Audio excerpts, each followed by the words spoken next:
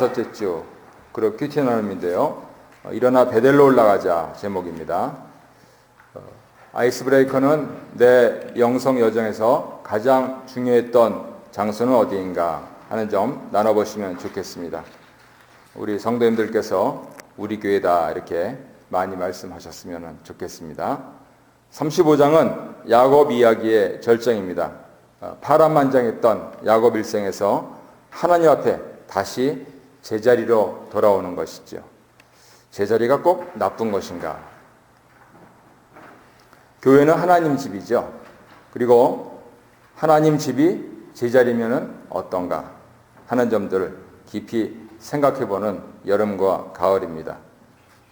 우리 고 오카는 목사님 알곡과 가라지라고 하는 그러한 설교를 듣고 이번 주 제가 다시 힘을 얻었습니다. 그분은 대형교회를 하셨는데 교회 갱신 협의회에 모인 젊은 목사님들 이제 막 목회 시작하고 혹은 목회에 지치고 하신 분들 앞에서 이런 뜻으로 말씀하셨습니다. 어떻게 다 100층 되냐? 2층에서 100층까지 되어야 한다는 것은 우리 생각 아니냐? 교회는 알곡들이 모여지는 것이다. 하지만 예수님께서 비유로 말씀하실 때 꼭 가라지가 있다. 그러니까 그것 때문에 기운 빠지지 말아라. 그렇게 하시면서 그래서 나는 교회에 대해서 낙관적이다. 이렇게 말씀을 하셨습니다. 저는 이것을 그 대형교회를 이루신 고명하신 목사님이시지만은 내가 세웠기 때문에 낙관적이 아니고 하나님의 집이기 때문에 낙관적이다. 이렇게 받았습니다. 왜냐하면 교회에는 하나님의 꿈이 있기 때문에 우리는 그것을 소망이라고 부르죠. 그런데 심지어는 교회 지도자들도 나의 꿈을 이루려고 묻어내를 씁니다. 우리는 그것을 야망이라고 부릅니다. 혹은 공동체의 꿈이다 라고 듣기 좋게 그렇게 말을 합니다만 대부분 허망에 그치고 맙니다. 그래서 진정한 소망을 이루어 나가는 것은 하나님의 꿈을 제대로 알고 흔히 얘기하듯이 하나님의 뜻이 무엇인지를 알고 제대로 나가는 것이다. 그거죠. 야곱 이야기에서 에서가 없어도 가나안 땅은 약속의 땅입니다. 왜냐하면 야곱이 살기 때문이죠. 바로 이 사람이 바단 아람에서 돌아왔습니다. 시간적으로는 오래전에 돌아왔습니다. 하지만 제자리에 안 갔기 때문에 참 어려운 일을 당하고 이제 하나님께서 다시 제자리로 돌아오라 말씀하시는 겁니다. 결국은 교회 되는 것은 내 가치를 버리고 남의 가치를 인정을 하고 그 남 중에서도 위대하신 남, 영어로 하면은 오자를 대문자로 쓰는 겁니다. The other, others가 아니고 the other. 바로 하나님, 그분의 가치가 무엇인지를 제대로 알고 거기에 이렇게 통일돼 가는 것이죠. 지금 앞에 보고 계신 십자가로 보면 위에 계신 하나님과 밑에 있는 나, 옆에 있는 나와 옆에 있는 남, 그것이 일치가 돼 가는 겁니다. 그것이 십자가의 길이고 그 십자가의 길을 제대로 가야 하는 것이죠. 내 십자가를 만드는 것이 아니고 하나님의 지혜인 십자가의 길을 따라가는 것. 그래서 나의 야망에서 시작했지만 하나님의 소망으로 이어질 수 있도록 자칫 잘못하면 심지어는 성공했어도 허망한 꿈에 지나지 그렇게 제대로 살아드리는 것이 교회인 것이죠. 웨일즈에서 만난 분들을 생각하면 아직도 감개가 무량합니다. 5명밖에 안 남았는데 그래도 60년 전의 부흥을 기억하시면서 이제 몇 년 안 남으신 노인들이시죠. 그런데 그 교회를 사수하십니다.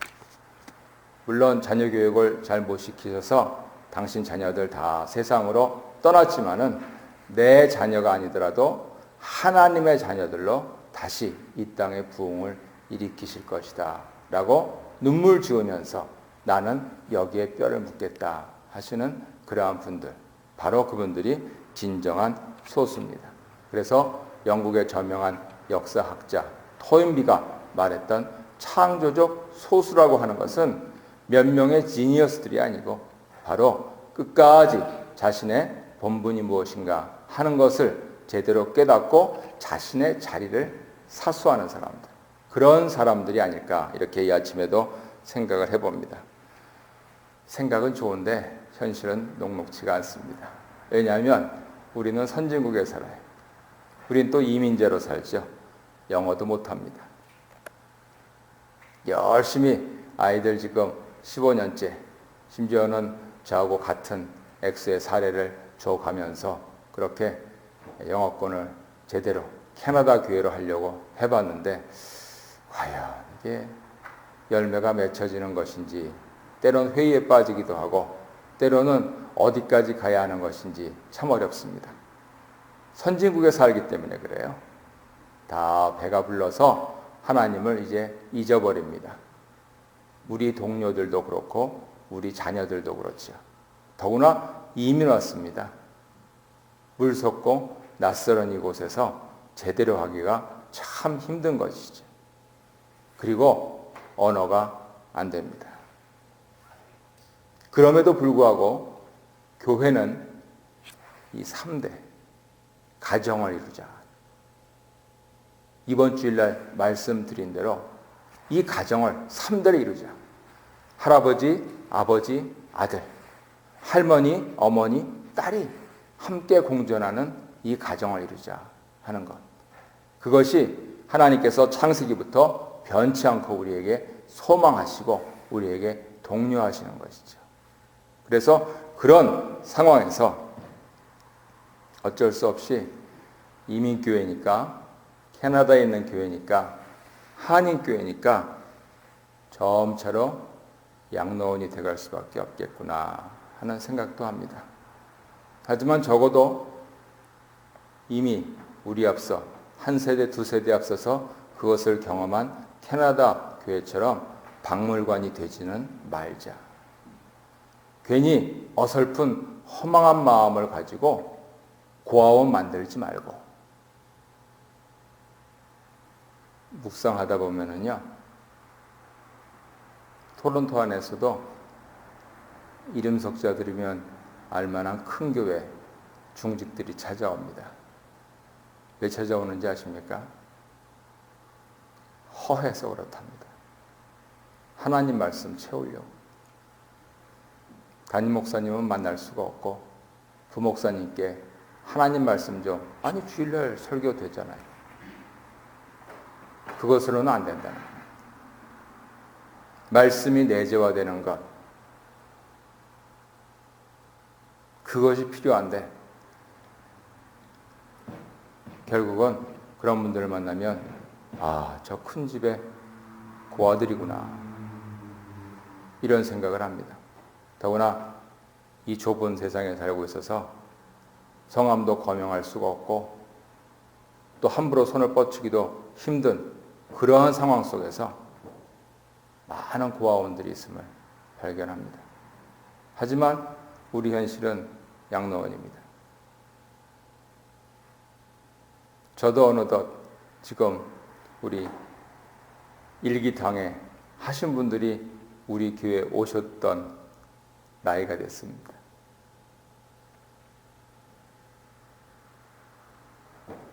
이번 주 어느 가정 사업장 방문하고 그 얘기했더니 깜짝 놀라더라고요. 목사님은 항상 젊은 줄 알았고 어르신들은 항상 연세 높으신 줄 알았는데 목사님 나이 때 우리 교회 오셨다고요? 가만히 연도수 계산해 보십시오. 그런데 한 가지 힘을 얻었습니다. 교회 간판 앞에 이번 주 지나는데 여기 계신 어르신들 대부분보다 더 연로하신 백발이 성성하신 두 분이 높은 사다리도 아니고 그 4단짜리 사다리 거기에 후두루두 넣으시면서 한 분은 밑에 잡으시고 한 분은 위에 올라가셔서 크래프트 앤 베이크 세일 저거를 붙여놓으셨습니다. 제 마음속에 누가 성도냐? 내 육신의 다리는 후들후들 떨리지만은 이거 대신 해줄 젊은이 안 남은 그 책임 나도 일부 있기 때문에 나도 후들거리는 손으로 크래프트 앤 베이크 세일 저 배너를 걸어놓는 그분들이 성도입니다. 그래서 어차피 인생은 한계가 있고 저음차로 세월은 흘러가는 것인데 하나님께서는 우리 교회 앞문도 열어놓으시고 우리 교회 뒷문도 열어놓으시고 앞뒷문이 꽉꽉 닫힌 교회 금년 봄에 한번 갔었죠. 좀 감개가 무량하더라고요. 10년 전에 뵀던 분들인데 그분들 그대로 10년이 지났더라고요. 기분이 묘하더라고요. 백발이 성성하시고 그 가운데 이제 안수 집사 되신 한 분이 이번 주 무가지에 그 앞에 크게 한번 났습니다. 그래서 한번 보시고 또 도와드릴 거 있으면 도와드리고 그렇게 했으면 좋겠습니다. 서론이 길었습니다만 요즘 여름, 가을 지나면서 다시금 교회에 대해서 하나님께서 많이 생각하기 때문에 몇 가지 단상을 나눠보았습니다. 우리는 심지어는 겉사람이 후패해도 속사람은 날로 강건해지는 현실을 부정할 수는 없지만 현실을 넘어서는 그러한 좋은 교회가 되면서 이렇게 말씀을 받았으면 좋겠습니다. 말씀과 묵상 보겠습니다. 야곱은 하나님 말씀에 순종하여서 베델로 올라가서 단을 쌌습니다. 두려움에 사로잡혀 있는 야곱에게 주신 말씀은 일어나 베델로 올라가서 거주하면서 그곳에 단을 쌓으라 이렇게 말씀하십니다. 딸 사건 때문에 세겜 지역에 더 이상 머무를 수 없었고 주변 민족들을 두려워하게 됐습니다. 왜냐하면 하나님 약속 그리고 조금 뒤에 말씀드리겠지만 자신이 하나님께 드린 서원을 망각한 채 잘 먹고 잘 살아온 자신에 대한 자책이 있었을지도 모릅니다. 이런 상황에서 하나님 말씀하십니다. 일어나라, 올라가서 거주하라, 그리고 쌓으라 말씀하십니다. 일어나라 하는 말씀은 이제 절망의 현실을 딛고 일어서라 하는 말씀이고 자신의 서원을 갚아야 할 그 배대 나는 너에게 다 해주었다. 너는 나에게 무엇했니? 말씀하시면서 올라가서 거주하라 이렇게 말씀하십니다. 우리는 예배당에 사는 사람들입니다. 그래서 우리의 가정과 교회가 예배당이 되어야 되는 것이죠. 우리가 가정에 올라가야 하고 우리가 교회에 올라가야 됩니다. 왜냐하면 우리가 예배당에 올라가서 거주하기 위해서입니다. 거기서 무엇을 합니까? 제단을 쌓으라 말씀을 하십니다. 그래서 가정제단을 쌓고 교회제단을 쌓고 하나님께 예배를 드리는 것이죠. 이렇게 생각해보면 야곱에게 일어난 일련의 사건과 공경은 서원을 이행하지 않는 야곱에 대한 하나님의 채찍이자 동시에 자비였습니다. 그리고 그럼에도 불구하고 그를 사랑하셔서 그의 예배를 받으시겠다 말씀을 하시고 있는 것입니다. 몇 주 전에 어느 분이 이메일을 보내셨는데 여기저기 다니면서 예배 보고 있습니다 그러더라고요. 저는 어려서부터 예배 본다는 말을 쓰지 말라고 배웠습니다. 예배 본다 하는 말이 갖고 있는 뉘앙스 때문에 그렇죠. 그러면 대안이 뭐냐? 예배 드리는 거죠. 예배 드린다는 것은 내가 내 무릎을 꿇고 내 손을 들고 내 마음을 드리고 내 물질을 드린다는 것입니다. 예배 본다는 것은 조금 이렇게 하고 팔짱도 낄 수가 있고 내가 갖고 있는 것 중에서 아주 조금만 살짝 넣고 하나님의 만복을 기원할 수 있는 행위가 됩니다. 예배를 드리는 것은 내 예배처가 있어야지 예배를 드리죠. 내 땅이니까 예배를 드리는 겁니다. 예배를 보는 것은 내 땅이 아니기 때문에 그렇습니다. 그분 이메일도 그겁니다. 여기저기 오늘은 이거 내일은 저거. 어휴 빨리 정착하셔야 될 텐데 이러한 느낌이 들었습니다. 이것이 느낌에 지나지 않고 사실이라면 큰일이죠. 우리가 주일날마다 드리는 예배가 드림의 예배가 되고 하나님 받으시는 예배가 되고 하는 것을 위해서 이 아침에 기도하셔야 될 줄로 믿습니다. 2번 보겠습니다. 그래서 야곱은 베델로 떠날 채비를 하죠. 가족에게 명령을 3가지를 내립니다. 자기 집사람, 자기와 함께한 모든 자에게 이방 신상을 버리고 자신을 정결케 하고 의복을 바꾸라고 말합니다. 하나님 3가지 말씀하셨습니다. 일어나라, 올라가서 거주하라, 싸우라. 그래서 거기에 대응해서 야곱도 3가지를 말합니다. 이방 우상을 버리라, 정결케 하라, 의복을 바꾸라. 그렇게 말씀을 하시고 있는 것이죠. 야곱의 잘못이 자기 집안 사람들이 다신을 섬겼다 하는 것을 여기서 암시하고 있습니다. 하나님도 좋고 만몬도 좋고, 그것이 결국은 시므온과 레위를 주동으로 하면서 세겜을 약탈하는 그러한 결과가 됐죠. 그래서 정결케 하라 이렇게 말씀을 하십니다. 심지어는 의복을 바꾸라 이렇게 말씀을 하시죠. 그래서 세겜화되었던, 세속화되었던 그들의 신앙과 신분을 새롭게 하라 하는 것입니다. 사도 바울은 나는 날마다 라고 하는 말씀을 하면서 우리 고래 용어로 하면은 일신우일신한다, 새롭게 하고 또 새롭게 한다 하는 그 신앙 여정을 우리에게 말씀을 하시고 있습니다. 3번 보겠습니다. 말씀에 순종하여 길을 떠나는 야곱 일행을 하나님은 어떻게 보호하십니까? 누구도 야곱 일행의 뒤를 쫓지 못하도록 모든 사람에게 큰 두려움을 임하게 하셨습니다. 처음에 누가 두려워했습니까? 야곱이 두려워했죠. 처음에는 야곱이 두려워했습니다. 그런데 이제 하나님의 3가지 명령을 듣고 가족들에게 그 명령에 순응하는 3가지를 명령한 야곱 일가를 하나님께서는 주변 민족들이 두려워하도록 그렇게 만들어 주셨죠. 하나님께서는 이렇게 상황도 바꿔주십니다. 매번 상황은 바꿔주시지 않는 것 같아요. 주로 나를 바꿔주시더라고요. 그런데 심지어는 상황을 바꿔주시면서 이제 하나님의 약속하신 그 자리로 돌아오도록 말씀을 하시고 있는 것이죠. 우리 나눔 1번은 생략하고 2번 함께 읽겠습니다. 시작. 우상을 청산하지 않고 하나님 품에 안길 수 없습니다. 죄와 세상을 은밀히 즐기면서 동시에 하나님과 친밀히 교제할 수도 없습니다. 하나님께서 우상으로 여기실 만큼 내가 집착하는 것은 무엇입니까? 하나님을 믿는다 하면서 나와 내 가정, 우리 공동체 안에 아직 버리지 못한 우상의 잔재는 없는지 살펴봅시다. 예전에 어느 기러기 엄마가 창세기 설교할 때 부적 버렸다는 고백을 하시더라고요. 시어머니 넣어주신 부적. 그때 참 감사했습니다. 어떤 아프리카에서 물건 띄어다가 트레이딩하는 젊은이는 아주 그냥 갑자기 그 순간에 담배가 싫어져가지고 딱 끊었다고 그렇게 고백을 했습니다. 너무 감사했습니다. 크고 작은 이러한 고백들은 바로 내가 딱 끊고 떠나는 것들을 다 버려야 할 것들을 다 말씀을 하시는 것이죠.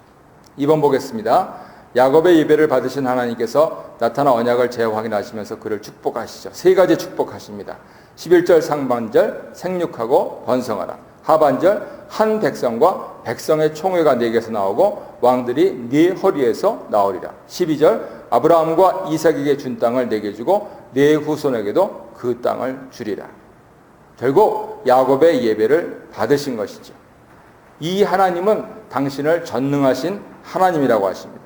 이 성호는 아브라함에게 17장에서 주셨던 그 약속, 약속하시는 복 주시는 하나님, 신실하신 하나님, 그리고 도장을 확 찍어주시는 전능하신 하나님, 그 약속, 그리고 28장에서 야곱에게 베푸신 축복을 다시 그에게 상기시켜 주시고 야곱으로 하여금 네가 네 할아버지와 네 아버지의 축복의 정당한 상속자다 이렇게 말씀을 하시는 겁니다.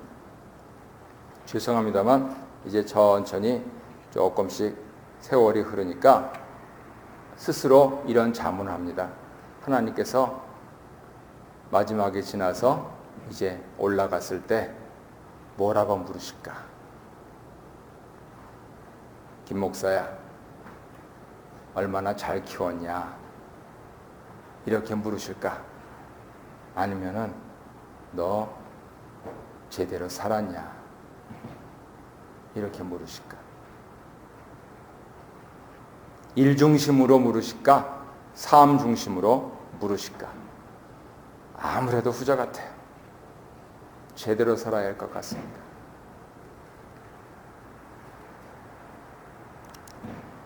마지막 문제 보겠습니다. 하나님의 언약과 축복을 재확인받은 야곱은 어떻게 반응합니까? 그곳에 돌기둥을 세웠습니다. 왜요? 말씀이 있었기 때문에요. 그 위에 전제물과 기름을 붓고 그 이름을 엘베델, 다시 하나님의 베델이라고 불렀습니다. 하나님의 임재하심에 대한 야곱의 응답이고 거룩한 삶의 시작입니다. 하나님께 서원한 것을 모두 이행했습니다. 주일 성수, 11조, 매일 성수, 시간과 물질의 100%의 헌신, 즉 다시 새 창조가 일어났다는 것입니다. 다시 구원, 날마다 새로운 구원, 그것을 그가 체험하고 그가 남은 여세 이제 그렇게 살기로 했다는 것이죠. 물론 우리는 그 이후의 삶이 녹록치 않은 것을 묵상을 통해서 알고 있습니다. 그럼에도 불구하고 그는 성화된 사람으로 그의 여정을 이제 한눈 팔지 않고 갑니다. 특별히 전제는 하나님께 헌신하겠다 하는 삶의 거룩한 표지입니다. 당시에는 포도주를 부어드리면서 우리는 내게 있는 재산과 내게 있는 물질을 하나님께 내어드리면서 내가 하나님께 헌신해 살겠다. 왜요? 나를 구원하셨으니까. 나를 부르시고 내 기도에 응답하셨으니까. 내가 하나님께 약속드렸던 그것을 실천할 수 있도록 하셨으니까. 그래서 비로소 그는 밧단 아람으로부터 돌아오게 됩니다. 진정한 회개가 이루어지는 것이죠. 오늘 말씀을 들으셨습니다.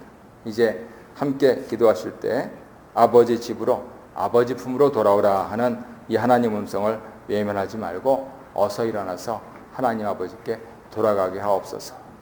내 문제도 많고 내 자녀 문제도 많고 영주권 문제도 많고 사업 문제도 많고 생활고도 많고 하지만 나를 찾으시는 하나님 앞에 내가 나아가게 하옵소서.